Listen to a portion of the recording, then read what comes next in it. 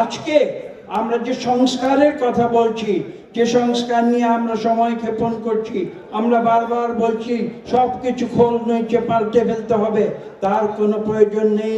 তার উদাহরণ শহীদ প্রেসিডেন্ট জিয়া রহমান আজকে থেকে ৪৫ বছর আগে তিনি নিজে দিয়ে গেছেন। আমরা সেই উদাহরণ অনুসরণ করে ইনশাআল্লাহ বাংলাদেশের সকল সংস্কার শুধু করব না, সংস্কার চলতেই থাকবে, কিন্তু আমরা একটি সুষ্ঠু নিরপেক্ষ নির্বাচনের মাধ্যমে আমরা এদেশে অবিলম্বে গণতন্ত্র ফিরিয়ে আনব। আমাদের মনে রাখতে হবে বিগত বছরগুলিতে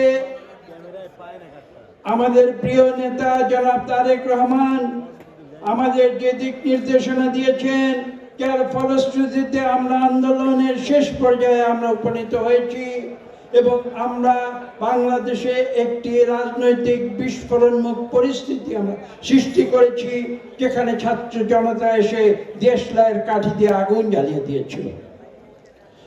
কাজে ছাত্র জনতার কাজ ছাত্র জনতা করেছে।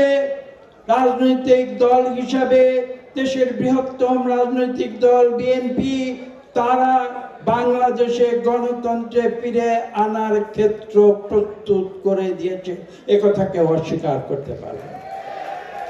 ১ লক্ষ মামলা খেয়েছে বিএনপির নেতা কর্মীরা, জনাব তারেক রহমান থেকে শুরু করে দেশনেত্রী বেগম খালেদা জিয়া থেকে শুরু করে আজকে এই কক্ষে যারা আছেন, আমার বিশ্বাস এমন কেউ এখানে উপস্থিত নাই যার বিরুদ্ধে একটিও মিথ্যা মামলা দেওয়া হয় না। আমরা ক্ষমতার জন্য রাজনীতি করি নাই, আমরা বাংলাদেশের মানুষের গণতন্ত্র ফিরিয়ে আনার অধিকারের, তাদের সেই অধিকার ফিরিয়ে দেবার জন্য আমরা জীবন পণ করে রাজনীতি করেছি। এবং আজকে কথা বলার সময় নেই, আজকে জন্মদিনের আনন্দ উৎসব করার সময় নেই।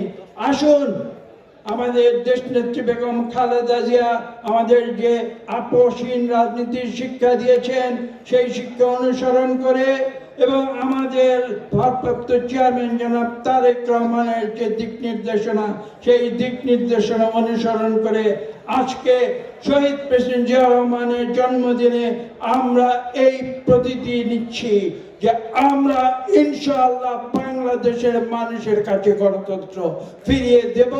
এটা কেউ ঠেকিয়ে রাখতে পারবে না। সকলকে ধন্যবাদ। Cheer up! চলো পুরাই খুশি নতুনের সাথে তুলে নিয়ে হাতে। Cheer up! Oh oh, cheer up! Oh oh, cheer up!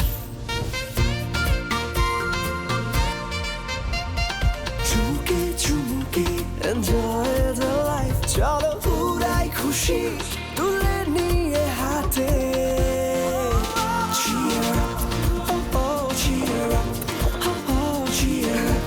Oh oh, cheer up! চিল হবে রিফ্রেশিং মুডে। চিয়ার আপ, চলো উড়াই খুশি।